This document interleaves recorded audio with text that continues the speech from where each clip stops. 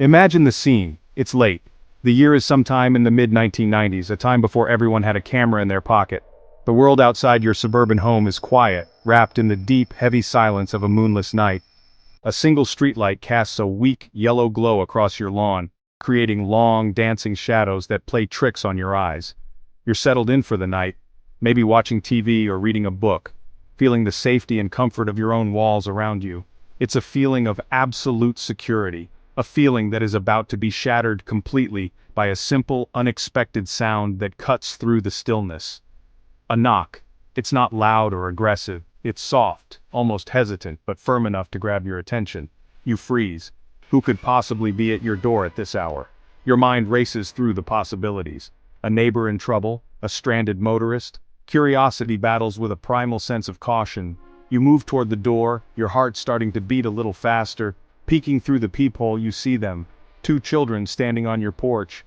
They look young, maybe between 10 and 13 years old.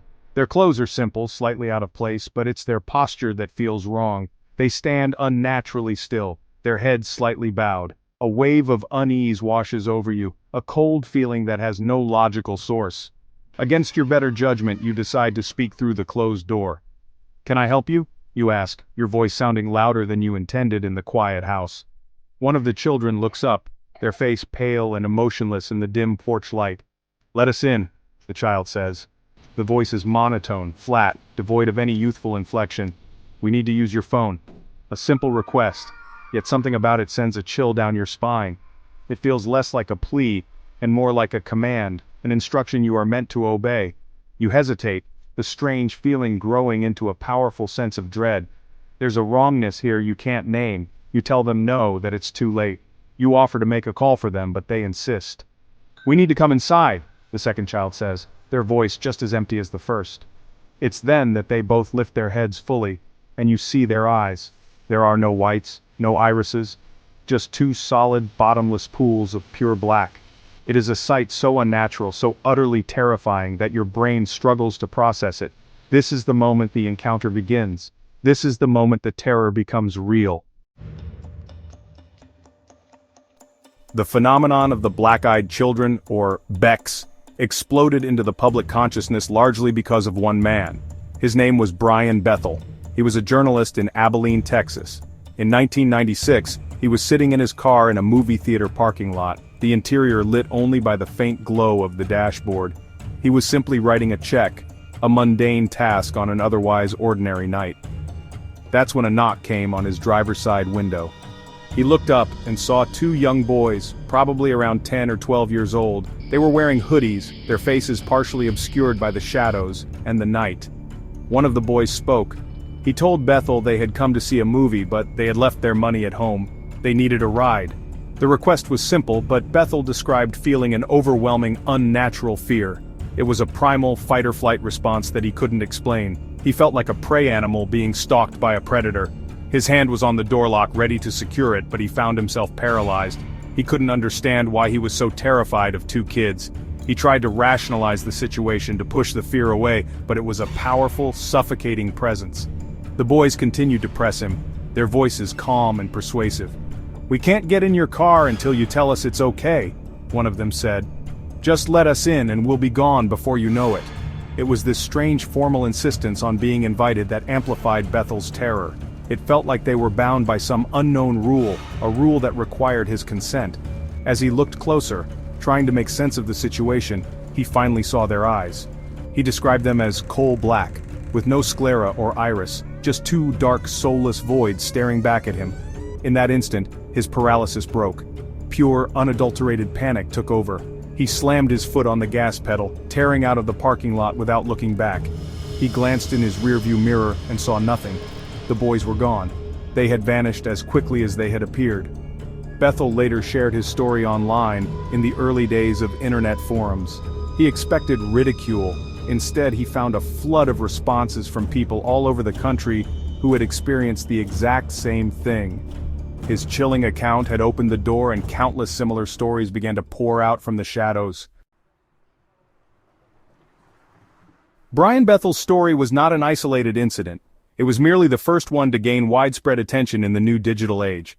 As his account circulated on nascent internet forums and email lists, a disturbing pattern emerged. People from different states with no connection to one another began sharing their own terrifying encounters from the 1990s. The details were eerily consistent. The encounters almost always happened at night. They involved one or two children, typically between the ages of 6 and 16. The children would appear at a person's front door or approach them in a parked car, their requests always urgent and strange. One report, detailed in a small-town Oregon newspaper clipping from 1998, described a woman who was home alone on a rainy Tuesday night. She heard a persistent, gentle tapping on her back door. When she looked through the window, she saw a young girl in a simple dress, soaked from the rain. The girl asked to come in to get warm and use the phone. The woman felt a deep, instinctual revulsion. She said she couldn't open the door, but would call the police for her. At this, the girl's demeanor changed. The pleasant facade dropped, and she became angry, her eyes, previously hidden by her wet hair, revealing themselves to be completely black. Another story came from a long-haul trucker who had pulled over at a desolate rest stop in rural Pennsylvania around 1997. He was trying to get some sleep when he heard a knock on the cab of his truck. A teenage boy stood outside asking for a ride to the next town. The trucker, a seasoned and tough individual, immediately felt a sense of profound dread. He described the boy's eyes as looking like two black marbles. The trucker refused, and the boy simply stood there staring for what felt like an eternity before walking away and disappearing into the darkness between the trees. The trucker reported the incident over his CB radio, only to hear another driver a few miles down the road report a similar sighting. These weren't just campfire stories. They were personal, visceral accounts shared with a sense of genuine fear and confusion. The witnesses were often credible people: Marines, police officers, and ordinary suburban parents. They had no reason to invent such tales. They were simply trying to make sense of a deeply unsettling experience that defied all logic. The stories spread like an invisible current through the underbelly of the 1990s, a modern folklore being born in real time, whispered from one person to another across phone lines and flickering computer screens, creating a shared mystery that was as terrifying as it was inexplicable. A central and perhaps the most chilling element of the black-eyed children phenomenon is the concept of the invitation. In nearly every account, the children do not force their way in. They ask, they plead, they demand, but they always require permission. This strange rule of entry adds a layer of psychological horror to the encounters. It implies a supernatural contract, a dark etiquette that must be followed. The children seem to possess a persuasive, almost hypnotic quality, and witnesses often describe a powerful internal struggle between their gut-wrenching fear and an unexplainable urge to comply with the request. What happens when someone says yes? The stories are rare, often passed along as third-hand accounts, but they are uniformly horrifying. One such tale, which circulated heavily in paranormal circles in the late 90s, involved a couple in Vermont. They allegedly let two polite but pale children into their home one winter night to escape the cold. The children claimed their parents would be along shortly. As soon as they crossed the threshold, the atmosphere in the house changed. The couple felt a sudden, oppressive sickness. The husband began experiencing severe nosebleeds, and the wife was overcome with a sense of paralyzing despair. According to the story, the children walked silently into the living room and stood by the fireplace, simply staring at the couple. They didn't speak, they just watched. The family's pets, a dog and two cats, either fled the house or hid, whimpering in terror. The couple reported that the children seemed to have no interest in using the phone or waiting for their parents. Their presence alone felt malevolent, as if they were draining the energy and life from the home itself. After what felt like an eternity, two tall, shadowy figures appeared at the end of the driveway, and the children calmly walked out to meet them before vanishing into the night. The aftermath of such an invitation is said to be devastating. The couple in the Vermont story reportedly suffered from lingering health problems, financial ruin, and a string of inexplicably bad luck. The feeling of being marked or cursed is a common theme. It's as if opening the door to these entities is an irrevocable act, one that invites a dark, parasitic energy into your life. Whether these stories are true or cautionary tales born from fear, they serve as a stark warning within the lore. The message is clear: no matter how much they plead, no matter how much you feel compelled to help, you never, ever let them in.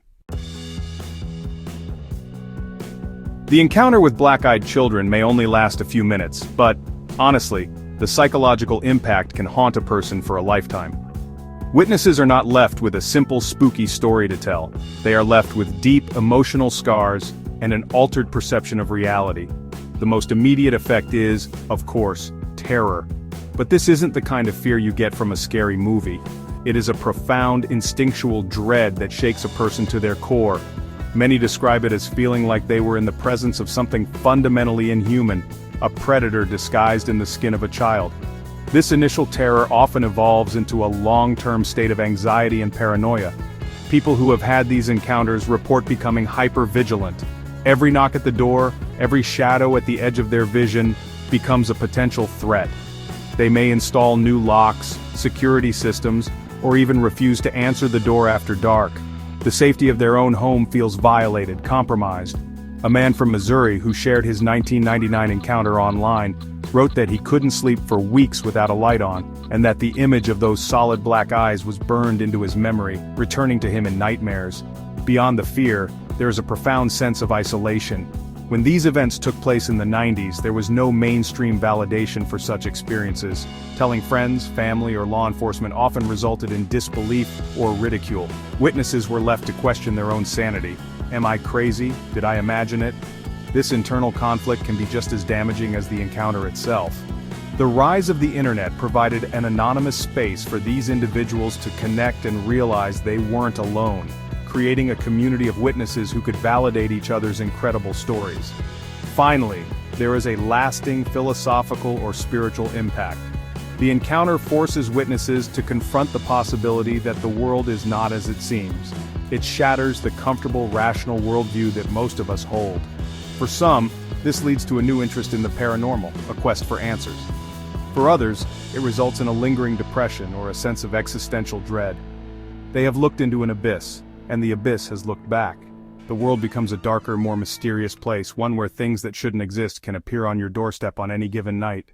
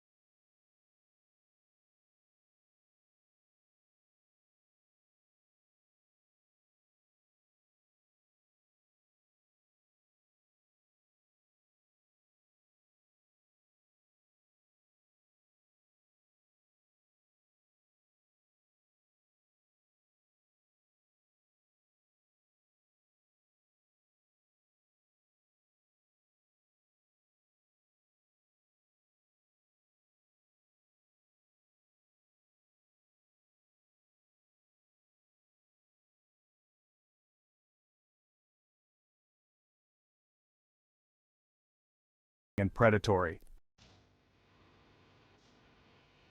When confronted with a phenomenon as strange as the black-eyed children, the rational mind immediately seeks a logical explanation.